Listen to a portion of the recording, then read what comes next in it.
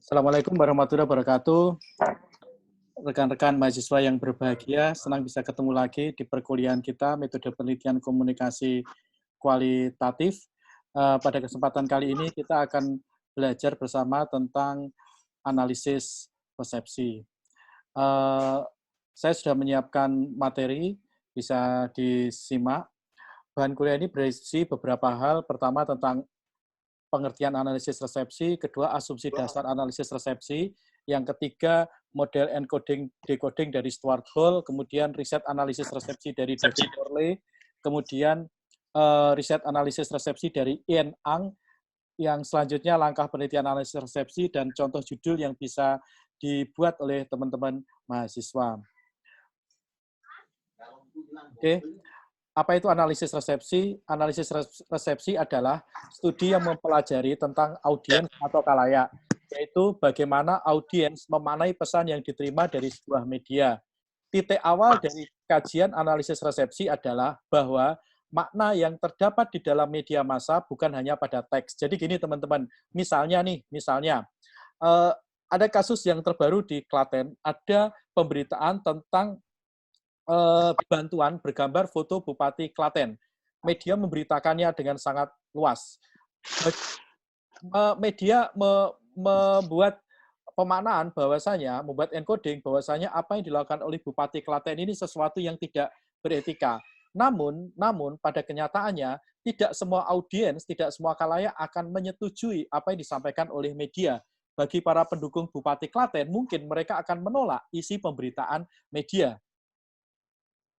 Selanjutnya, teks pada media massa akan mendapatkan makna pada saat audiens itu melakukan penerimaan atau melakukan resepsi. Jadi teks itu akan diterima ketika audiens melakukan penerimaan atau resepsi. Yang selanjutnya, audiens atau khalayak adalah pencipta aktif dari makna dalam kaitannya dengan teks. Sebelumnya, mereka membawa kompetensi kultural yang telah mereka dapatkan untuk dikemukakan dalam teks, sehingga audiens yang terbentuk dengan cara yang berbeda akan mengerjakan makna yang berlainan. Contoh misalnya, kita sebagai audiens ketika membaca pemberitaan media tentang COVID-19, pasti akan memiliki pemaknaan yang berbeda. Bagi kita yang aktif menggunakan media sosial, mungkin akan lebih memiliki rasa takut, hegemonic reading bahasanya, nanti akan saya jelaskan apa itu, daripada masyarakat yang tidak pernah membuka media sosial. Asumsi dasar, pesan yang ada di media massa merupakan gabungan dari berbagai tanda yang kompleks. Pesan yang ada di media massa merupakan gabungan dari berbagai tanda yang kompleks, di mana sebuah preferred reading telah ditentukan. Jadi media itu, teman-teman, sudah menentukan preferred reading-nya. Media itu sudah menentukan makna utama yang ada di dalamnya. Namun pada kenyataannya media itu memiliki potensi pesan itu, maksud saya, potensi diterima dengan cara yang berbeda dengan bagaimana itu dikirimkan. Jadi bagaimana kita mengirimkan itu akan dimaknai secara berbeda. Meskipun media sudah membuat preferred reading di atas pesan yang mereka buat. Di dalam studi resepsi, preferred reading dimaknai sebagai makna yang secara dominan ditawarkan di dalam teks. Sekali lagi, dalam studi resepsi, preferred reading dimaknai sebagai makna dominan yang ditawarkan di dalam teks. Misalnya ya, kita menonton film dokumenter tentang masyarakat yang melakukan pelestarian lingkungan.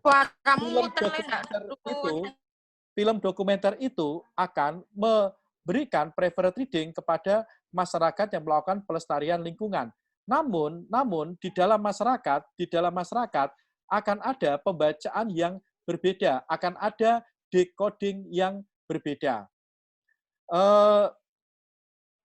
Yang selanjutnya, relasi encoding dan decoding.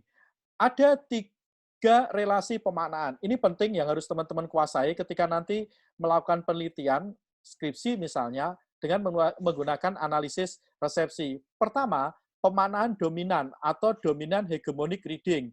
Yang kedua, pemaknaan yang dinegosiasi. Yang terakhir adalah pemaknaan oposisional atau pemaknaan oposisi. Ini dikemukakan oleh Stuart Hall. Apa artinya? Satu, pemaknaan dominan, yaitu posisi di mana kode yang disampaikan secara umum dan dimaknai secara umum. Tidak terjadi perbedaan penafsiran antara produsen dan konsumen pesan. Jadi, kita sebagai audiens mengamini, mengiyakan, mengokekan apa preferred reading, sekali lagi preferred reading dari media. Yang kedua, pemaknaan negosiasi. Kode yang disampaikan oleh produsen pesan ditafsirkan secara terus-menerus di antara kedua belah pihak. Kode yang diterima khalayak tidak dibaca dalam pengertian umum, tetapi khalayak akan menggunakan kepercayaan dan keyakinan tersebut, serta dikompromikan dengan kode yang disediakan oleh produsen pesan. Jadi kata kuncinya adalah ada negosiasi, ada kompromi antara produsen pesan dan konsumen pesan dalam proses encoding dan decoding. Yang terakhir, pemaknaan oposisi. Pemaknaan ini terjadi ketika subjek teks memahami atau menandakan teks secara berbeda. Pesan, teks, atau kode yang disampaikan oleh produsen dengan kerangka konsep dan ideologinya. Jadi kita memaknai apa yang kita terima dengan cara yang berbeda, atau kita menolak apa yang ada di dalam teks media. Jadi sekali lagi, meskipun ada preferred reading yang dibangun oleh media dalam proses encoding, ternyata dalam pemaknaannya bisa jadi hegemonik, yaitu menyetujui, negosiasi yaitu melakukan kompromi, bahkan ada penolakan terhadap itu yang disebut sebagai pemaknaan oposisi. Contoh misalnya, ada kelompok masyarakat seperti saya misalnya yang lebih baik memilih untuk tidak menonton berita tentang COVID-19 karena itu akan menyebabkan anak-anak saya menjadi takut terhadap pandemi COVID-19. Maka kemudian saya memilih untuk tidak menonton berita COVID-19 di layar televisi agar anak-anak tidak menonton. Ini kan bagian dari pemaknaan yang disebut sebagai pemaknaan oposisi. Selanjutnya, ini teman-teman yang disampaikan oleh Stuart Hall, encoding, decoding, program televisi sebagai wacana yang meaningful. Dalam proses encoding, struktur pertama selalu ada infrastruktur teknis, alat produksi, dan sebagainya, kemudian relasi dari bagaimana produksi itu dilakukan, dan kerangka pengetahuan yang dimiliki oleh produsen pesan. Misalnya, film dokumenter yang dibuat oleh seorang aktivis dan film dokumenter yang dibuat oleh orang yang tidak memiliki latar belakang aktivis akan memiliki framework of knowledge yang berbeda. Demikian juga dalam proses decoding. Mahasiswa yang berlatar belakang aktivis dan mahasiswa yang tidak berlatar belakang aktivis akan memaknai film dokumenter mungkin dengan cara yang berbeda. Relasi produksinya juga demikian, teknikal infrastrukturnya juga akan memiliki implikasi. Nah, teman-teman, basic asumsi yang dikemukakan oleh Stuart Hall tadi, encoding, decoding yang terdiri dari 3, yaitu hegemonic reading, negotiated reading, dan oppositional reading, ini kemudian dikembangkan oleh seorang pemikir namanya David Morley. David Morley itu melakukan penelitian terhadap program acara televisi yang namanya Nationwide, program acaranya. Jadi basic analisis resepsi itu awalnya program televisi, namun berkembang lebih luas bukan hanya program televisi. Morley meneliti pemaknaan terhadap siaran nationwide pada orang dengan kelas sosial yang beragam. Kelas sosial yang sama. Namun, meskipun kelas sosialnya sama, tapi ternyata ada subkelas yang memaknai program nationwide itu secara berbeda. Oke? David Morley menemukan misalnya, manajer bank jarang berkomentar mengenai isi aktual dari program tersebut. Nampaknya mereka lebih senang berbagi kerangka logika dari asumsi yang dibuat oleh Nationwide. Untuk kelompok lain, aspek isi program adalah hal yang penting. Sebuah kelompok manajer training melihat ada item-item program yang bisa bermanfaat terhadap organisasi. sebuah kelompok mahasiswa seni secara khusus tertarik pada metode yang dipakai untuk membuat program mengkonstruksi wacana dalam program nationwide. Penelitian ini menunjukkan, meskipun di dalam teks atau produser sudah mempertimbangkan karakteristik audiens sasaran, sehingga mereka menggunakan mitos-mitos tertentu yang dianggap sesuai untuk mengarahkan pembacaan audiens ke arah yang produsen inginkan, namun kenyataannya hal tersebut tidak dapat menghindarkan pembacaan yang berbeda, meskipun yang diteliti oleh David Morley ini berasal dari kelas sosial yang sama. Bayangkan teman-teman, kalau yang kita teliti dari kelas sosial yang berbeda, latar belakang sosial yang berbeda, tentu saja kemungkinan perbedaan encoding dan decodingnya akan semakin besar. Nah, yang selanjutnya penelitian dilakukan oleh Ian Ang. Ian Ang ini sebagai catatan seorang perempuan profesor sekarang, kelahiran Surabaya, Indonesia, tahun 54, kemudian migrasi ke Belanda dan menjadi profesor di Amsterdam. Saat ini beliau berada di Australia, menjadi profesor di Australia. Jadi beliau basicnya adalah kelahiran Indonesia, diaspora Indonesia. Ibu Profesor Ian Ang itu meneliti perempuan-perempuan yang menonton telenovela. Telenovela judulnya Dallas, maka judul riset dari Profesor Ian Ang adalah Watching Dallas atau menonton Dallas. Ian Ang menyatakan, analisis resepsi meneliti bagaimana khalayak mengkonstruksi makna keluar dari apa yang ditawarkan oleh media. Jadi khalayak itu mengkonstruksi makna keluar dari apa yang ditawarkan oleh media. Preferred reading yang kita pelajari di awal tadi. Asumsi awal yang disampaikan oleh Ibu Ian Ang adalah makna di dalam media bukanlah sesuatu yang tidak bisa berubah atau inherent dalam teks. Makna teks memunculkan makna hanya pada saat resepsi, ketika teks itu dibaca, dilihat, atau didengar. Dengan kata lain, audiens dipandang sebagai produser makna, tidak hanya konsumen isi media. Jadi, menurut Profesor Ian Ang, yang menjadi produser makna itu bukan hanya media, namun justru audiensnya. Mereka menginterpretasikan teks media dengan cara yang sesuai dengan pengalaman subjektif dengan situasi tertentu. Analisis resepsi tidak langsung ditujukan kepada individu yang mencoba memahami sebuah teks, tetapi juga makna sosial yang melingkupinya. Nah, ini langkah-langkah dalam melakukan analisis resepsi. Pertama, identifikasi teks dan pertimbangkan tujuan analisis resepsi. Kenapa teks itu dipilih dan kenapa teks itu perlu dianalisis dengan resepsi. Maka ketika teman-teman membuat penelitian, perlu hal ini ditulis di latar belakang atau bagian pendahuluan. 2, pengumpulan data. Metode pengumpulan data yang digunakan adalah in-depth interview atau wawancara mendalam. Subjek penelitian diminta untuk retelling menceritakan lagi mengenai teks yang sudah dikonsumsinya.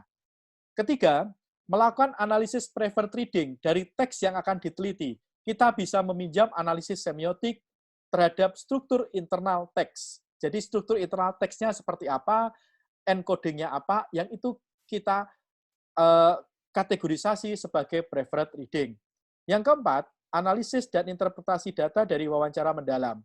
Pada analisis resepsi, tidak ada perbedaan yang mencolok atau absolut antara analisis dan interpretasi audiens tentang pengalaman mereka. Nah, data yang kita dapatkan ini kemudian kita transkrip. Istilahnya adalah transkrip verbatim atau transkrip seperti apa adanya. Kemudian kita buat kategorisasi yang didasarkan pada tema-tema yang muncul pada pemanaan yang dilakukan oleh subjek penelitian atau makna yang dimunculkan.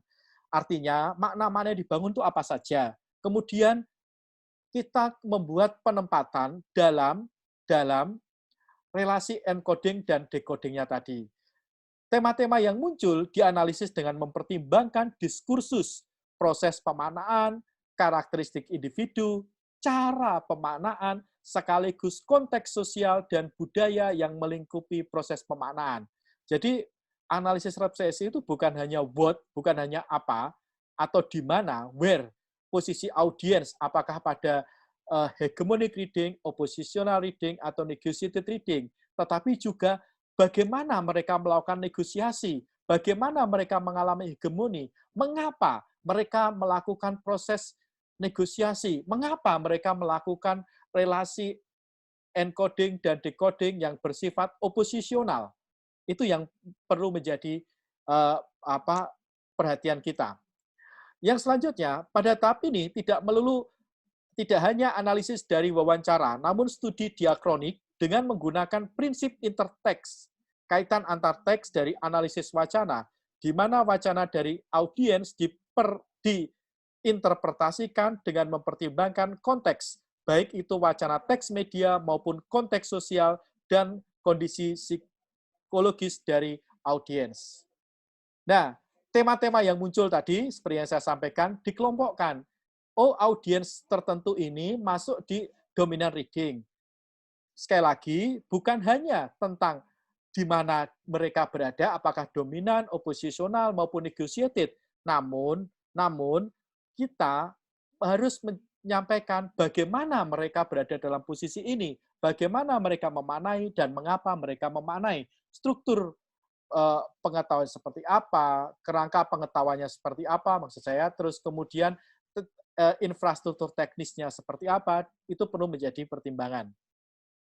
Teman-teman, saya akan berikan 2 contoh misalnya. Saya yakin semua sudah tahu film Cek Toko Sebelah. Film Cek Toko Sebelah itu kan menampilkan relasi etnis. Oke.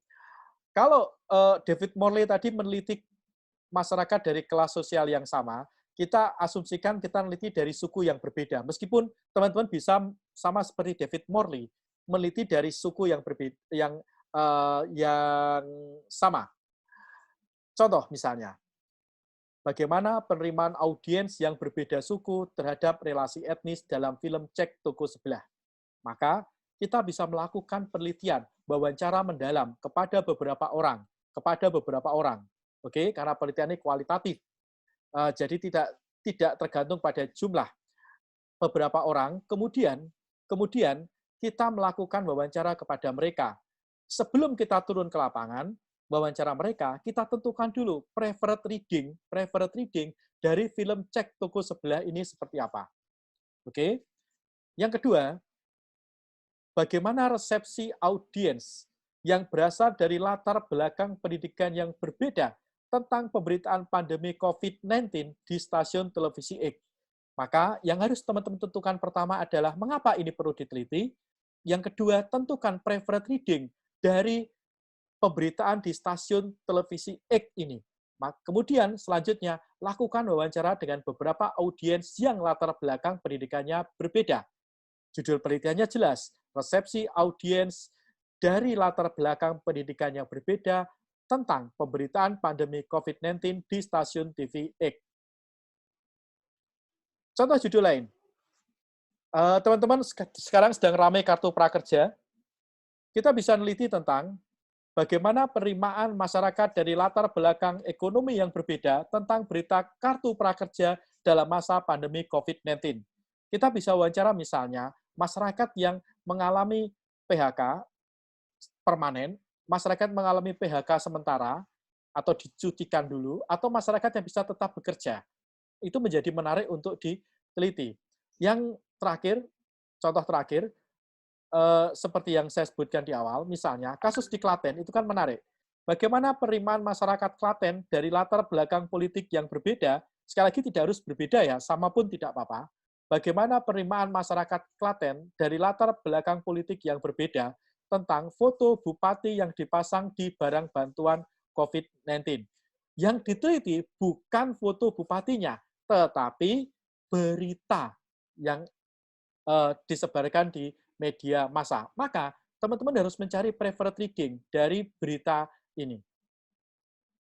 Oke, lebih lanjut teman-teman bisa baca buku yang diedit oleh Perti Alasutari misalnya, Rethinking di The Media Audience, teman-teman bisa baca penelitiannya David Morley, teman-teman bisa baca penelitiannya Yang Ang, maupun pemikirannya Stuart Hall yang saya sebutkan di awal tadi.